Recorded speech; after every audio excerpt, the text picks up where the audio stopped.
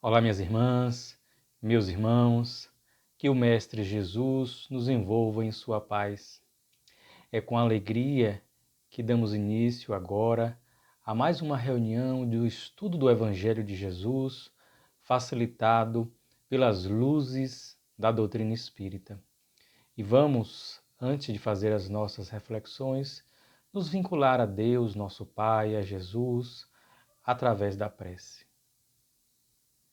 Pai nosso que estais nos céus, santificado seja o vosso nome. Venha a nós o vosso reino. Seja feita a vossa vontade, assim na terra como no céu. O pão nosso de cada dia dai-nos hoje. Perdoai as nossas ofensas, assim como nós perdoamos a quem nos tem ofendido. Não nos deixeis cair em tentação, mas livrai-nos de todo mal, que assim seja. E o tema do nosso estudo de hoje está no capítulo 24 de O Evangelho segundo o Espiritismo, que tem o título Não ponhais a candeia debaixo do alqueire. E tem como referência o capítulo Psicoterapeuta do livro Jesus e o Evangelho à Luz da Psicologia Profunda, da benfeitora espiritual Joana de Ângeles, através da mediunidade de Divaldo Pereira Franco. E ela sugere o estudo dos itens 11 e 12 de O Evangelho segundo o Espiritismo. A ideia central do capítulo, que dá nome ao seu título, ele nos faz referência a uma passagem que está no Evangelho de Mateus, ali dentro, inserida no Sermão do Monte, que começa com as bem-aventuranças, mas tem prosseguimento com diversas orientações, algumas parábolas do Mestre Jesus. Depois de nos oferecer o canto belíssimo das bem-aventuranças, Jesus inicia uma nova série de ensinamentos, de orientações, com metáforas, com figuras de linguagem, com exemplos da natureza, com exemplos do cotidiano, com parábolas, como eu dissera, para que ficassem marcadas em nossas mentes lições imorredoras, sementes de luz em nossas mentes e em nossos corações. E ele traz aquela bela passagem: vós sois o sal da terra. Mas se o sal se tornar insípido, para que ele servirá? Como se lhe restaurará o sabor? De nada servirá, a não ser para ser lançado ao chão e pisado pelos homens. Vós sois a luz do mundo. E não se pode apagar uma cidade colocada sobre o monte. Nem aquele que acende um velador, o coloca debaixo do alqueire, mas sim sobre o velador, para que ilumine todos que estejam na casa. Assim, resplandeça a vossa luz, brilhe a vossa luz diante dos homens, para que eles vejam as vossas boas obras e Deus seja glorificado. Então Jesus nos lembra que faz uma comparação, nós somos o sal da terra, aquilo que dá gosto, aquilo que dá sabor, o sal que conserva, que é tão valioso que deu origem à expressão salário, porque o sal era utilizado como pagamento, porque ele servia para conservar, ele servia para temperar. Tiveram e tem ainda uma importância fundamental na sociedade. E a luz do mundo. E aí traz o exemplo, imagine uma cidade sobre um monte, quem vem de longe vê aquela cidade iluminada. Não tem como você escondê-la.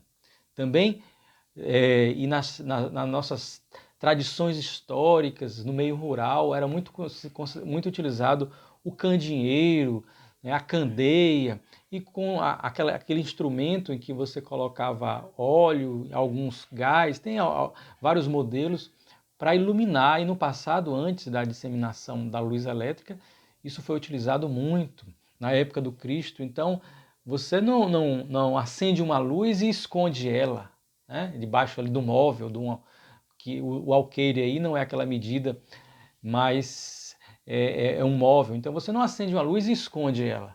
Você coloca ela num local alto para iluminar o cômodo, para iluminar as pessoas.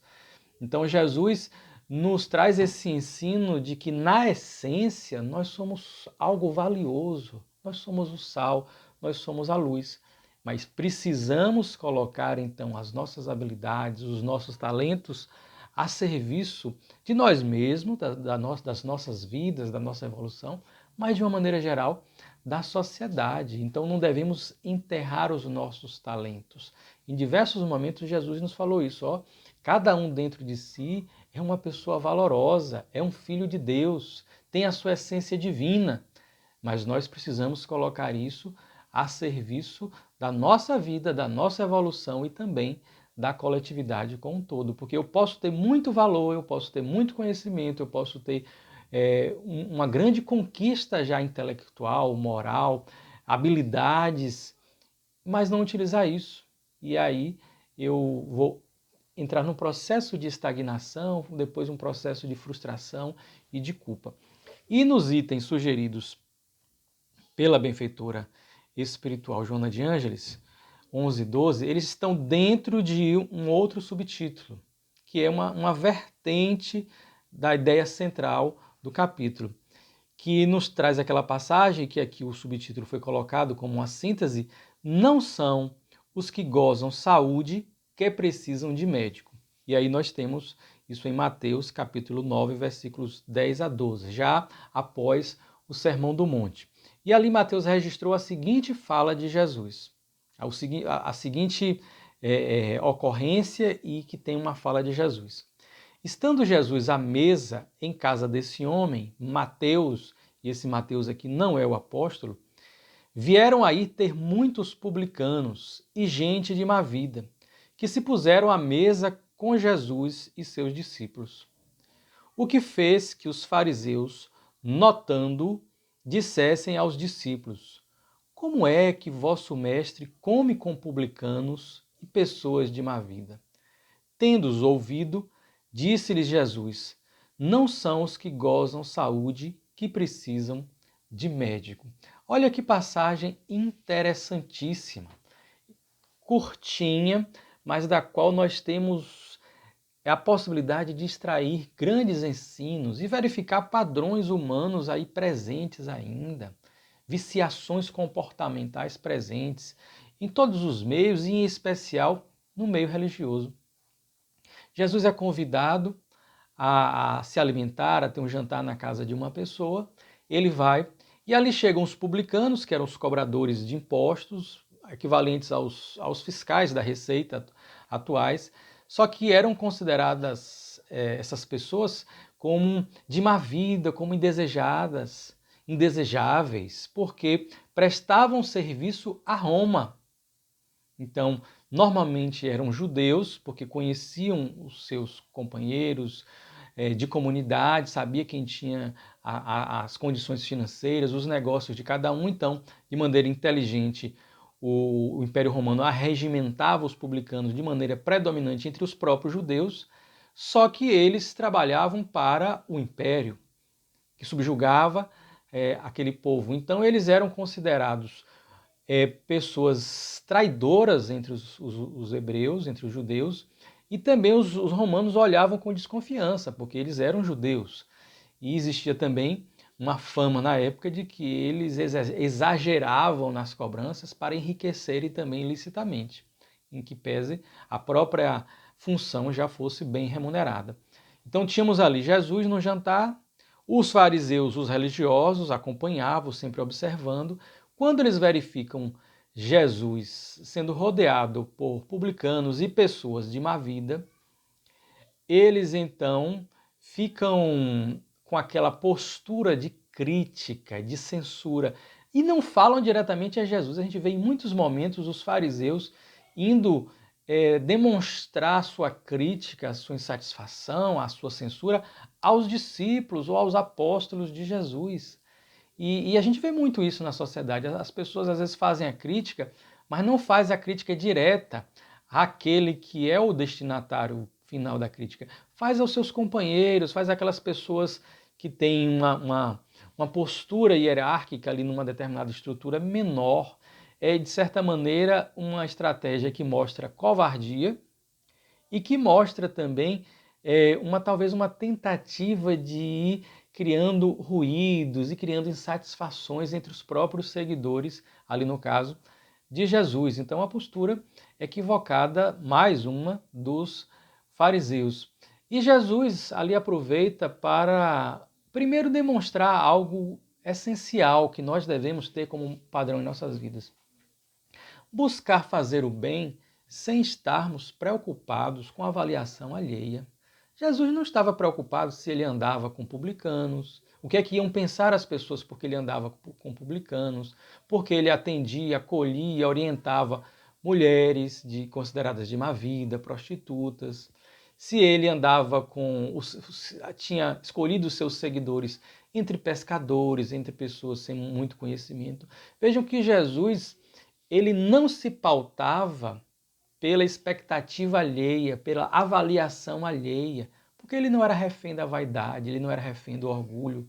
E quantos de nós estamos aí preocupados? O que é que vão pensar de mim? O que vão pensar disso? Nas suas instituições religiosas começam a colocar critérios excludentes, então pessoas que têm essa escolha, que têm essa opção, que têm essa orientação, que têm essa forma de pensar, começam a ser indesejadas, começam a ser constrangidas mesmo a sair ou a não chegarem. Então vão se criando formas de filtrar essas pessoas, quando Jesus fez exatamente o contrário. Ele foi aos locais e ele aceitou conversar, orientar com as pessoas que mais necessitavam dele, porque todos somos necessitados. Mas tinham aquelas pessoas que já tinham feito uma escolha mais correta, adequada, que estavam se esforçando para ter uma vida correta. E tinham aquelas que estavam perdidas, aquelas que tinham muito valor, como todos nós, né? Todos sal da terra e luz do mundo, mas estavam colocando a sua luz debaixo do alqueire, do móvel, e prejudicando a si mesmos. Então, Jesus ia justamente aos locais mais necessitados.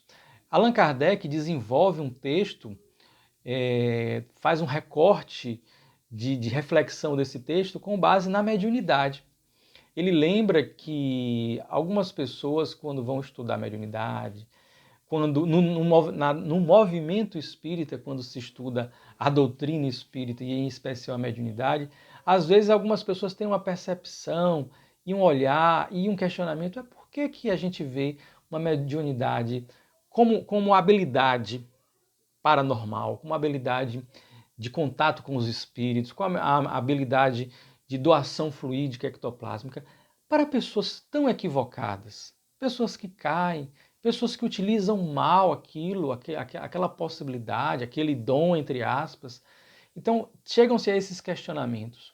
De outras vezes, não são pessoas más, não são pessoas que convertem negativamente aquela possibilidade, mas são pessoas que têm uma completa ignorância daquela habilidade, ou às vezes até não desejam, ou às vezes até têm um olhar de censura por conta de convicções religiosas. Então a pessoa despreza a mediunidade é exuberante. Ou então a pessoa tem uma mediunidade e começa a utilizar aquela mediunidade para a satisfação dos seus desejos, das suas paixões, e se compromete. E outras pessoas tão dedicadas, tão bem intencionadas, né? E lembremos que de boa intenção, simbolicamente o inferno está cheio. Mas aquelas pessoas que se esforçam, então estudam bastante sobre o tema, participam de atividades, participam de grupos de educação mediúnica, de estudo, e não conseguem ali ter um processo de desenvolvimento e educação mediúnico de forma mais ostensiva, de forma mais clara, e se sentem muitas vezes impossibilitados de realizarem atividades maiores.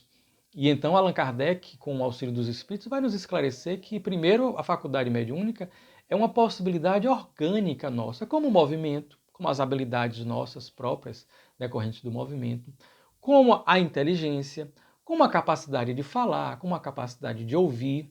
É claro que é ainda um sentido que está em desenvolvimento. É um sentido que todos nós o temos. Todos nós somos sensitivos, nós recebemos influências, sofremos influências do magnetismo espiritual, do magnetismo de outras pessoas. Tanto por isso que existe o passe. Por isso que todas as pessoas podem dar o passe e podem receber, porque tem a capacidade de doar o seu fluido magnético, o seu fluido espiritual, e tem a capacidade também de assimilar aqueles fluidos doados pelos espíritos e pelos encarnados. Então nós temos essa sensibilidade extrafísica que está ali vinculada ao organismo perispiritual que repercute no organismo físico. Todos nós temos a faculdade de recebermos intuição, de recebermos inspiração. Allan Kardec registrou o ensino dos espíritos que todo aquele que sente, num grau qualquer, a influência dos espíritos é, por assim dizer, médium, que é uma condição de todo ser humano, em maior ou menor grau, de forma didática, metodológica, para que haja uma compreensão. Há uma divisão, aí uma separação, que não é nem tanto dos espíritos, mas é mais daquelas pessoas que escrevem sobre o assunto, entre médium ostensivo e médium não ostensivo, médium inconsciente. Então tem aquelas pessoas que recebem uma influência espiritual e percebem, ela distingue que tem ali uma outra inteligência atuando e compartilhando um determinado fenômeno, uma determinada expressão do ser.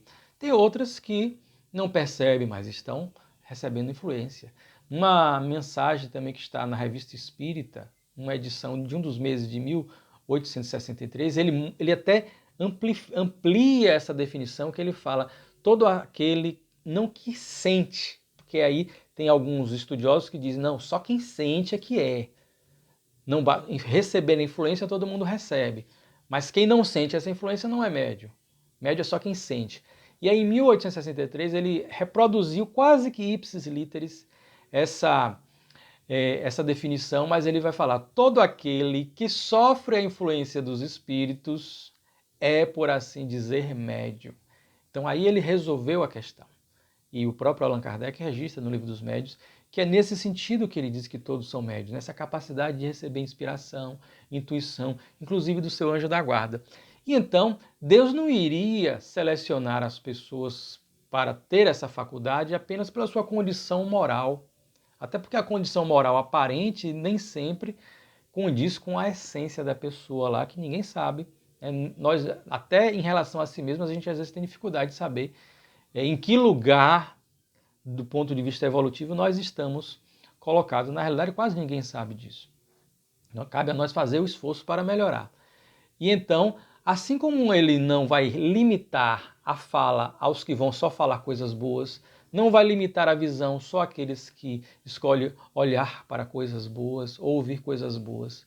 Existem situações em que, depois de erros e erros seguidos, nós passamos por provas e expiações em que temos lá um determinado tempo uma experiência restritiva no campo de algum sentido. E aí lembramos a fala de Jesus, se o seu olho, sua mão for objeto de escândalo, arranca. Né? Mas isso aí são situações expiatórias extremas. Mas, via de regra, usando bem ou mal, nós temos a fala, nós temos os nossos olhos, teremos um comprometimento no corpo espiritual a longo prazo que poderá gerar doenças, enfermidades ali naquele campo, mas como um fruto da nossa má utilização. Nós temos esse livre-arbítrio. Allan Kardec até fala que se Deus fosse restringir a fala para quem só fala coisas boas, nós teríamos no mundo mais pessoas mudas do que pessoas falantes. Olha que coisa interessante. E ele diz que a mediunidade é dada para todos, ela é neutra como uma ferramenta para que a pessoa possa ter um esforço, um salto evolutivo. Então veja que coisa interessante.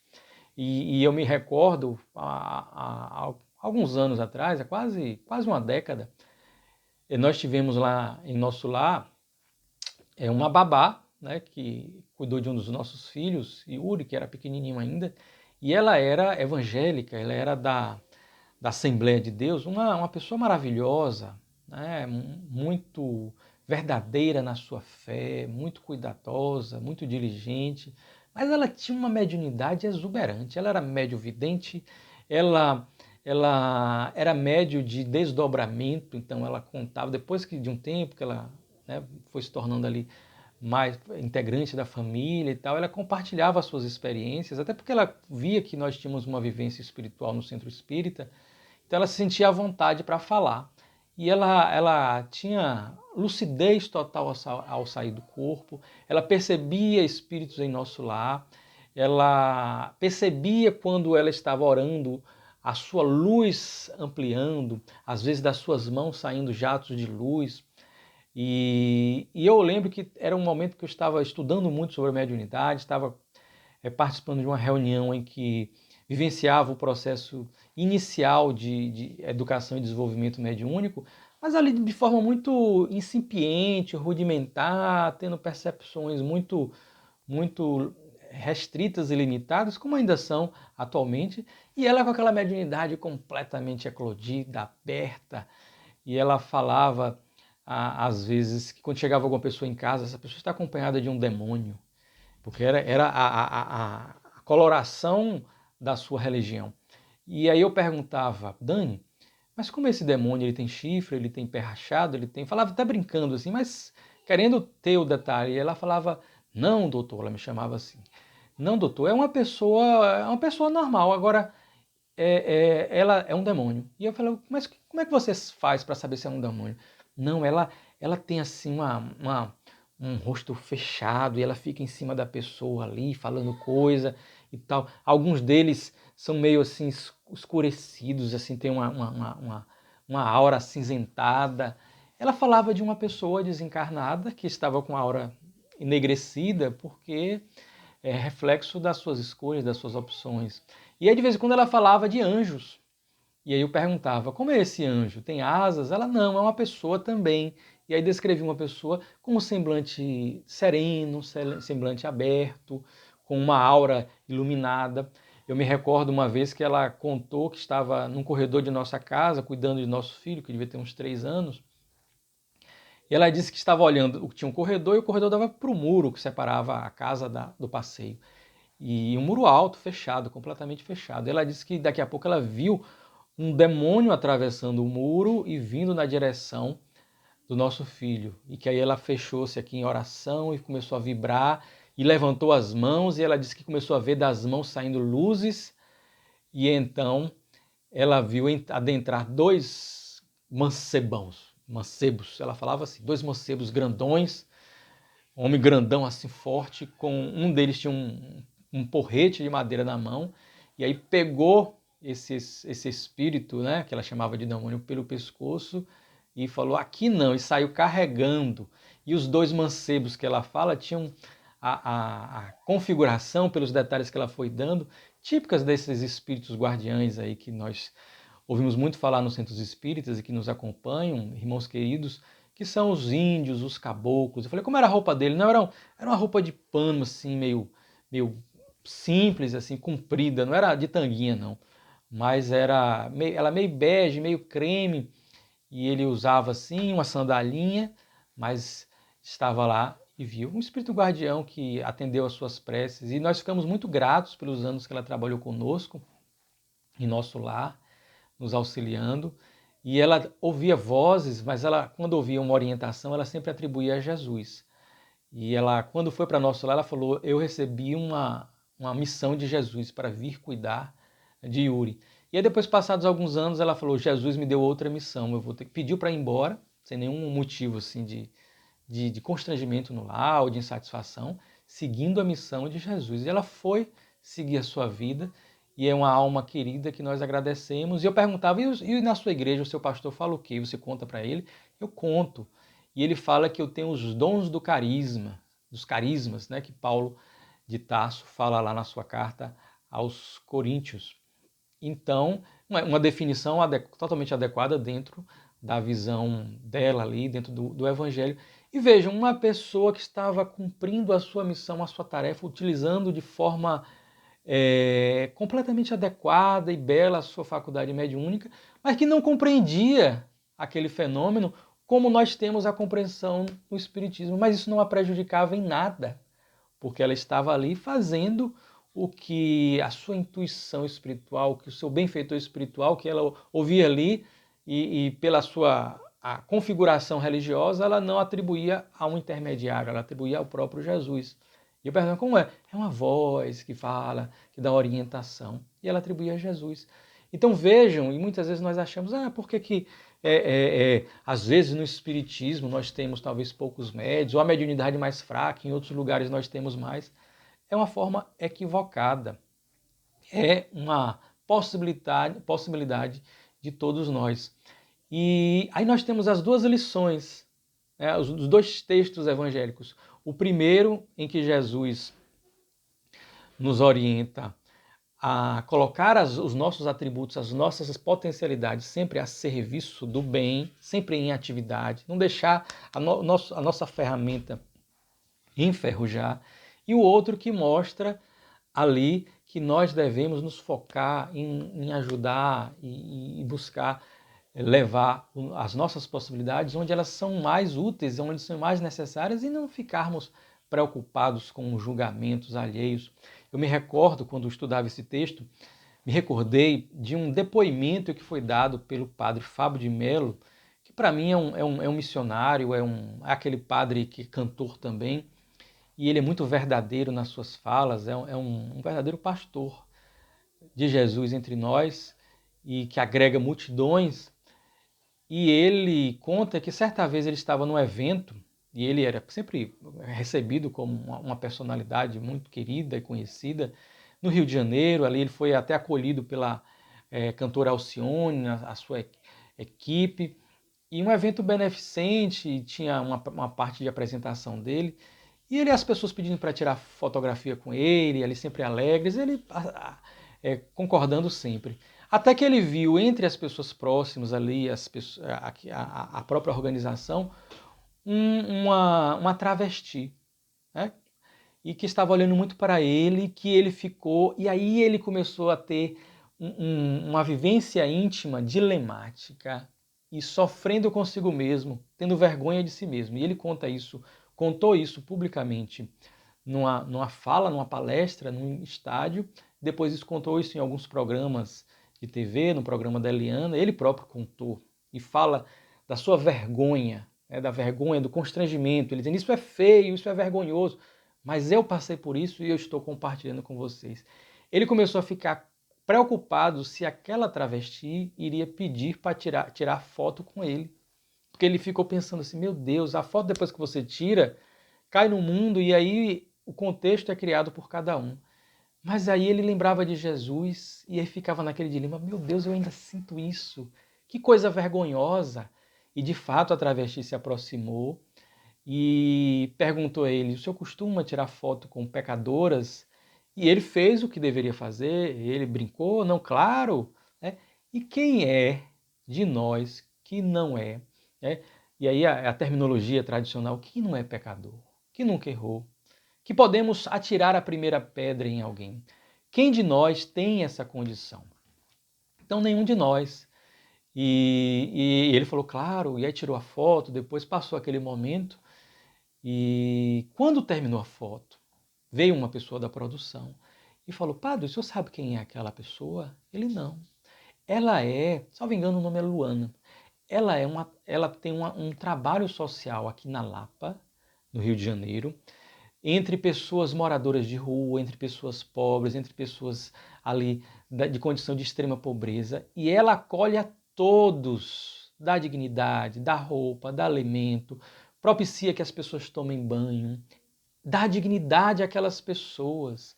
E aí que ele se sentiu mais envergonhado ainda, conta ele, porque estava ali todo preocupado com a avaliação alheia e aquela pessoa responsável por dar dignidade a tantas outras. E por conta da sua orientação, da sua identidade sexual, as pessoas se acham no direito de julgarem, como aqueles fariseus estavam a julgar Jesus porque se permitiu ser acompanhado à mesa por pessoas de má vida, por publicanos. Então, vejam, quem somos nós para fazer esses julgamentos? Muitas vezes nós nos enchemos de livros em nossas livrarias particulares, vamos ficando instruídos, vamos ficando preparados, mas quase não saímos de casa para auxiliar alguém.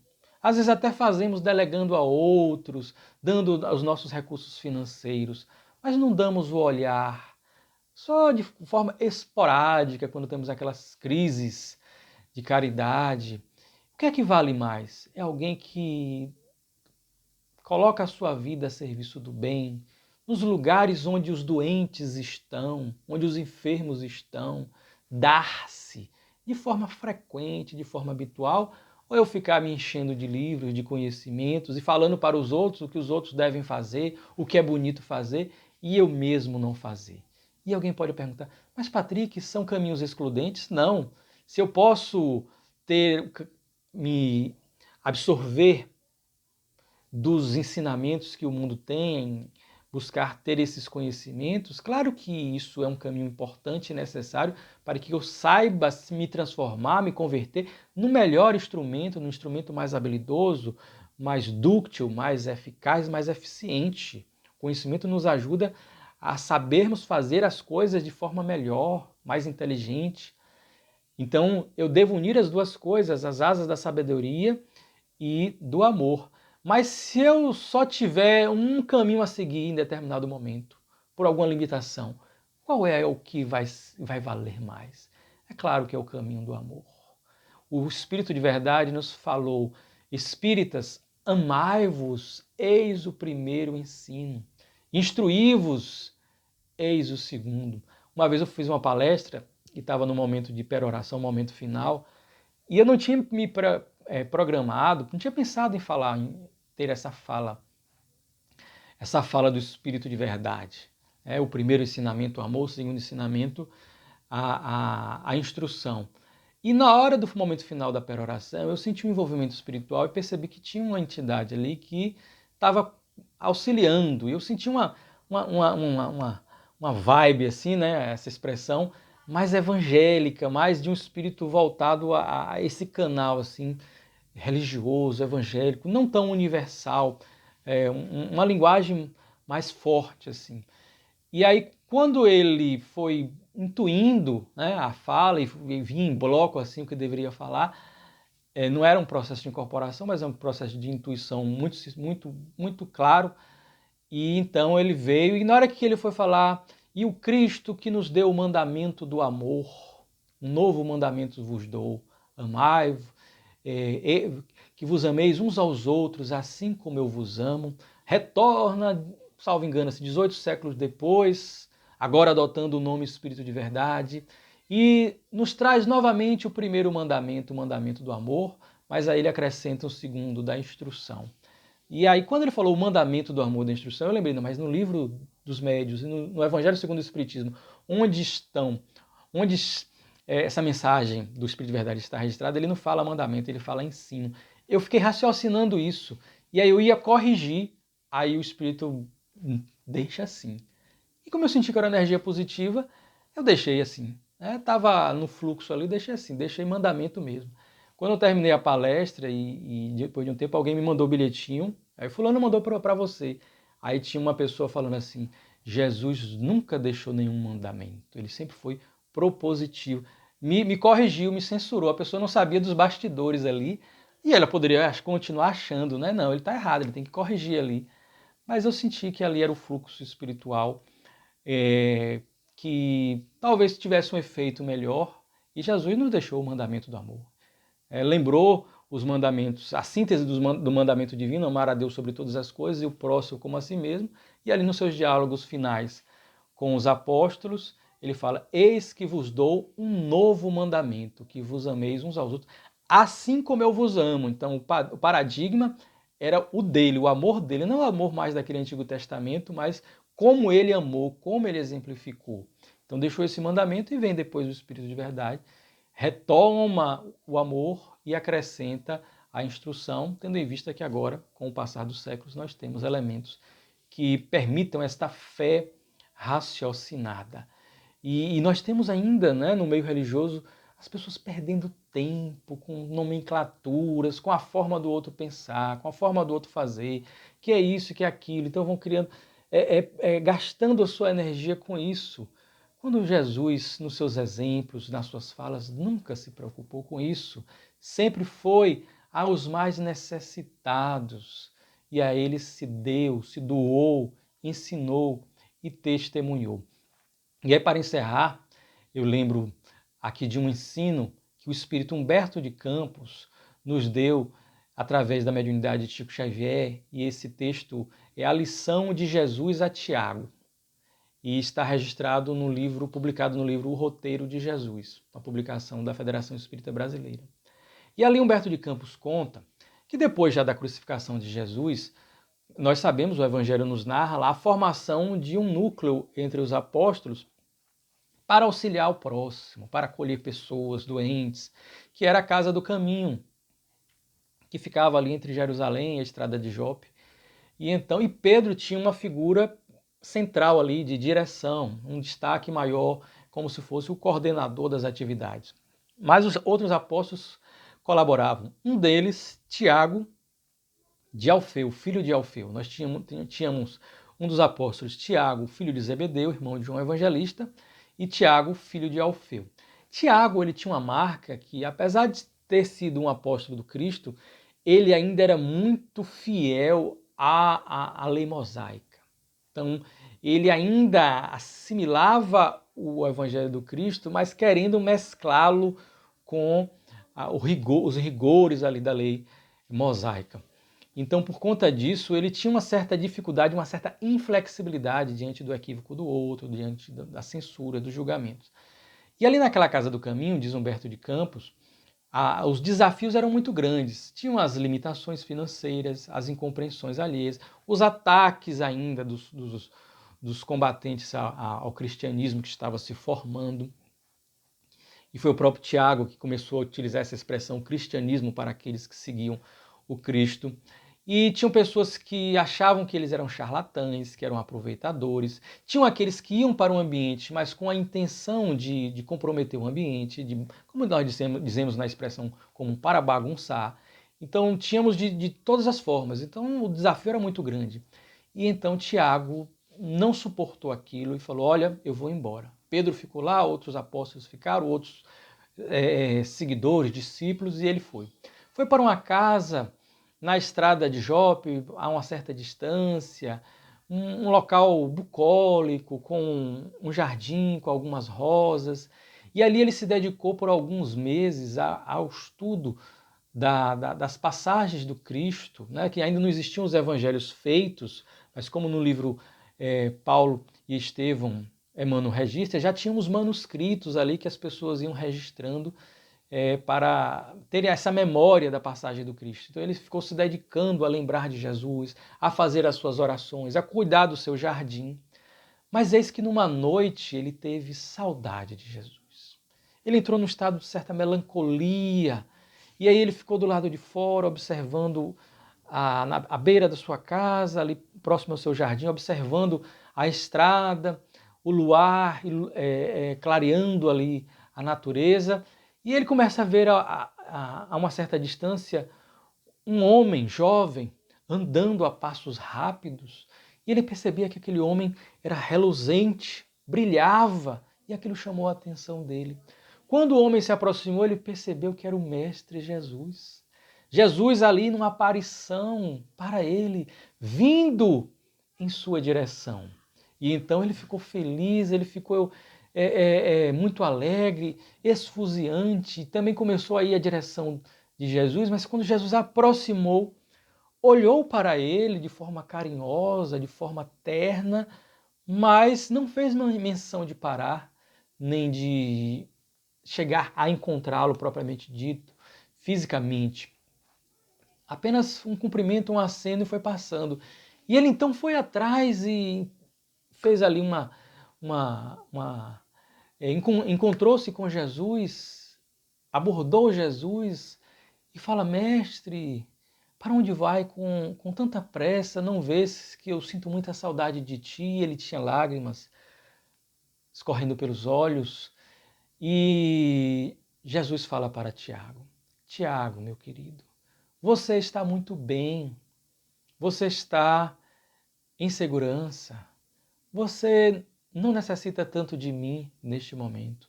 Eu vou auxiliar a Pedro, que vivencia os desafios, as aflições, as incompreensões, a chacota, o assaque de tantos neste momento. Ele precisa de mim mais neste momento. E seguiu. E então Tiago, conta Humberto de Campos, naquela mesma noite, ajuntou os seus pertences, colocou num carrinho de mão e seguiu estrada afora na direção da casa do caminho. Lá quando ele bate a porta, é recebido por Pedro, que fica muito feliz, olha de forma terna e fraterna, caridosa, e Tiago então fala, eu aqui estou. E eles voltam e Tiago então dedica toda a sua vida ao auxílio ao próximo, indo aos necessitados, porque eles é que precisam de médicos. E aqueles que não estão tão necessitados são convidados a se converterem em auxiliares do Cristo, a colaboradores, a trabalhadores de sua vinha. Que todos nós, então, possamos fazer brilhar a nossa luz, que possamos fazer com que ela resplandeça diante dos homens e que, através das boas obras, que nós possamos colaborar na realização, aquele que é o verdadeiro causador, a causa primária de todas as coisas, o doador de todas as nossas potencialidades, que ele possa ser glorificado. Que Deus, nosso Pai, possa ser glorificado. E que Jesus continue a nos abençoar hoje e sempre.